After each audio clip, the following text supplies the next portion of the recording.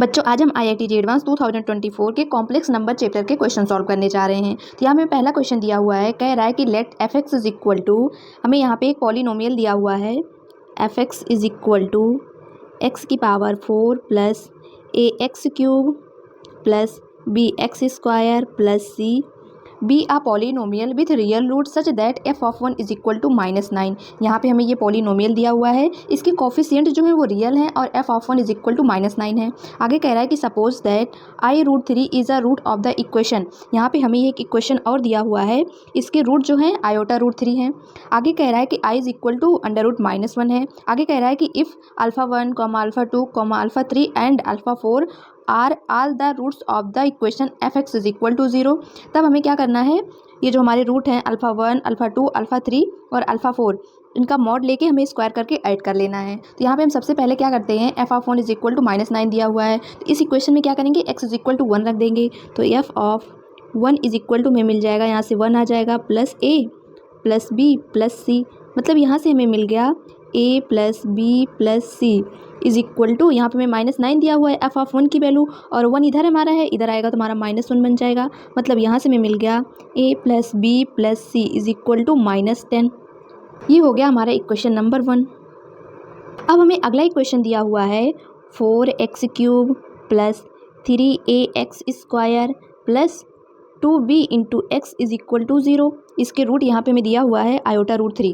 तो यहाँ पे हम क्या करते हैं, सबसे पहले इसमें से x को कॉमन कर लेते हैं। तो जब x को कॉमन कर लेंगे तो यहाँ पे हमारा आ जाएगा 4x square plus 3ax plus 2b is equal to 0। अब यहाँ से तो हमें x इज इक्वल टू 0 मिल गया, और हमें क्वेश्चन में दिया हुआ है इसका एक रूट जो है i√3 है, तो दूसरा रूट हमारा बन जाएगा -i√3।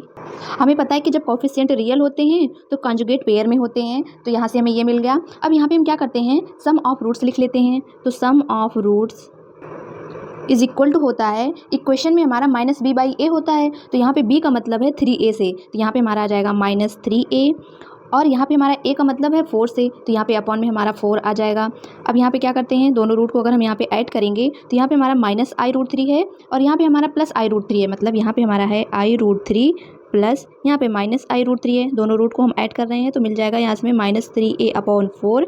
अब यहाँ पे एक प्लस में है एक माइनस में है, ये हमारा 0 बन जाएगा, तो 0 इज इक्वल टू -3a/4। तो यहाँ से हमें a की वैल्यू मिल गई, a इज इक्वल टू 0। यहाँ से तो हमें a का मान मिल गया। अब यहाँ पे क्या करते हैं, प्रोडक्ट भी ले लेते हैं। तो products of root is equal to हमारा होता है c/a। यहाँ पे हमारा इक्वेशन में c का मान हमारा यहाँ पे 2b है और a का मतलब यहाँ पे हमारा 4 से है, तो यहाँ पे हमारा बन जाएगा 2b/4। और यहाँ पे हम प्रोडक्ट ले लेंगे तो यहाँ पे हमारा बन जाएगा i√3 into -i√3 is equal to 2b/4। अब यहाँ पे इंटू कर लेंगे तो यहाँ पे हमारा बन जाएगा i²। तो i² की वैल्यू हमारी हो जाएगी -1, एक माइनस पहले से है तो यहाँ पे हमारा प्लस बन जाएगा, √3 इंटू √3 हमारा 3 बन जाएगा, तो यहाँ से हमारा आ जाएगा 3, और यहाँ से कट होके यहाँ पे हमारा 2 आ जाएगा, तो 2 के इधर भेज देंगे तो इंटू में आ जाएगा इज इक्वल टू b। तो यहाँ से हमें b इज इक्वल टू मिल गया 6, b इज इक्वल टू हमारा 6 आ गया, और a इज इक्वल टू हमारा 0 आ गया। a और b का मान मिल गया। हमारा इक्वेशन नंबर 1 था a plus B plus C is equal to -10। अगर इसमें a और b की वैल्यू रख देते तो हमें c की वैल्यू मिल जाएगी।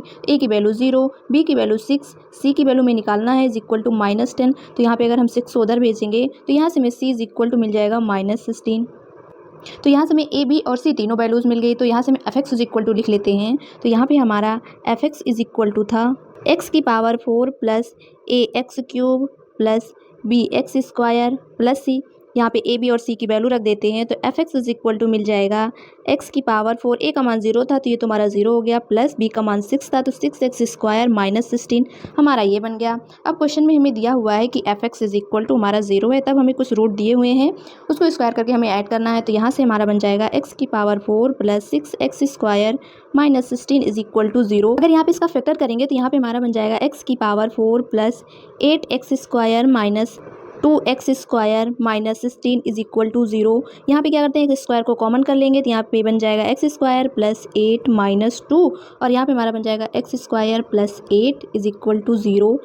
तो यहाँ से हमारा मिल गया x square plus 8 into x square minus 2 is equal to 0।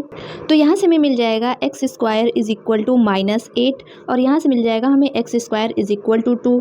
तो यहाँ से हमें मिल जाएगा एक्स इज इक्वल टू यहाँ से हमें मिल जाएगा plus minus iota under root 8 और यहाँ से मिल जाएगा x is equal to plus minus under root 2।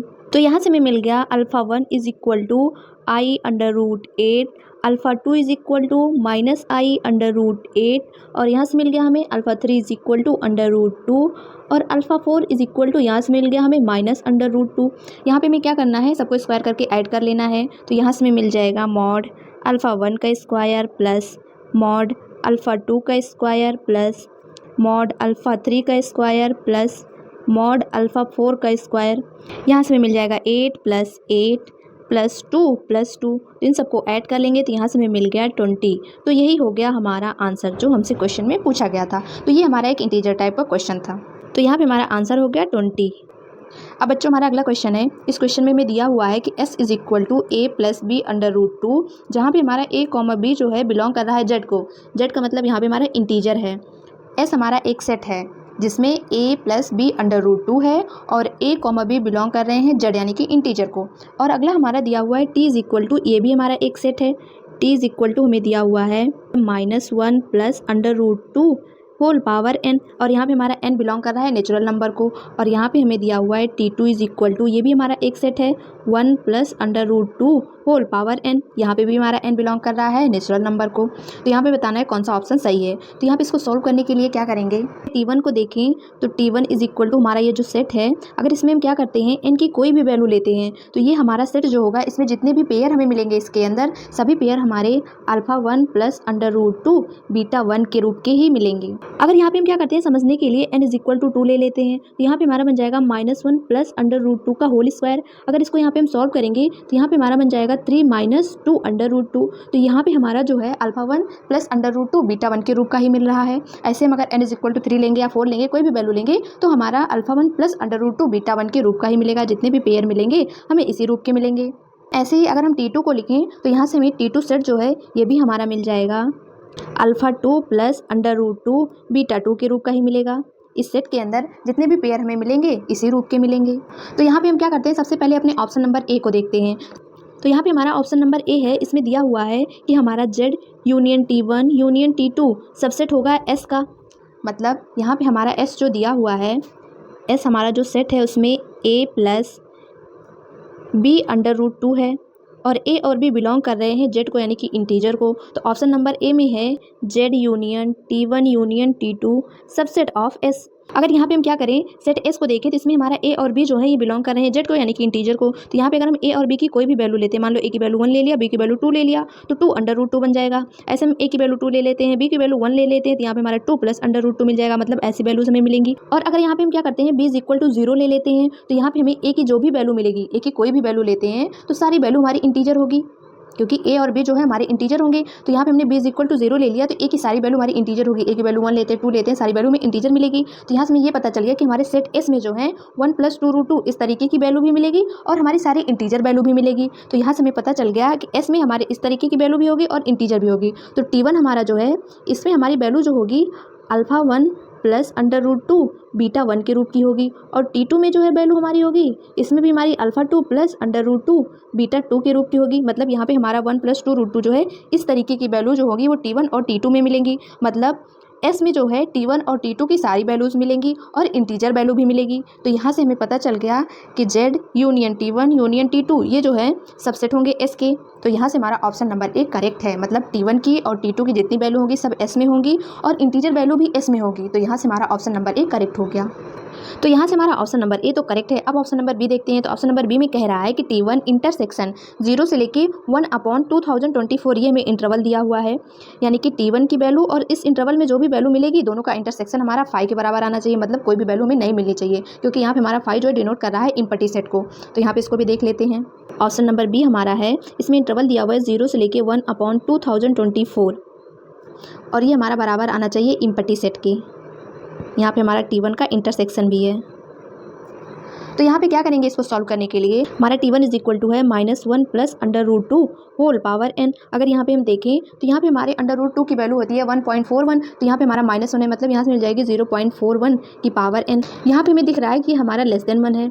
अगर यहाँ पे हम क्या करते हैं, n की वैल्यू बढ़ाते हैं तो t1 की वैल्यू हमें उतनी छोटी मिलेगी। अगर हम यहाँ पे क्या करते हैं, जितनी ज़्यादा n की वैल्यू बढ़ाते जाएंगे t1 की वैल्यू हमें उतनी ज़्यादा छोटी मिलती जाएगी। अगर n की सबसे बड़ी वैल्यू ले लेते हैं तो यहाँ पे हमारा t1 जो है टेंस करेगा 0 को। इसका मतलब ये हो गया कि यहाँ पे हमारा जो इंटरवल दिया हुआ है 0 से लेके 1/2024, इसके बीच में हमारी t1 की वैल्यू लाई करेगी, क्योंकि n की वैल्यू हम बढ़ाते जाएंगे तो हमारी t1 की वैल्यू जो है 0 को टेंस करेगी। इसका मतलब ये हो गया कि हमारा t1 की जो वैल्यू है इस इंटरवल में लाई करेगी। इसका मतलब अगर हम t1 और इस इंटरवल के अंदर जो हमारी वैल्यू आएगी उसका इंटरसेक्शन लेंगे तो हमें कुछ वैल्यू मिलेगी, हमें फाई नहीं मिलेगा। इसका मतलब यहाँ से ये हो गया कि हमारा ऑप्शन नंबर भी गलत हो गया, क्योंकि इन दोनों का इंटरसेक्शन लेने पे हमें कुछ वैल्यू मिलेगी।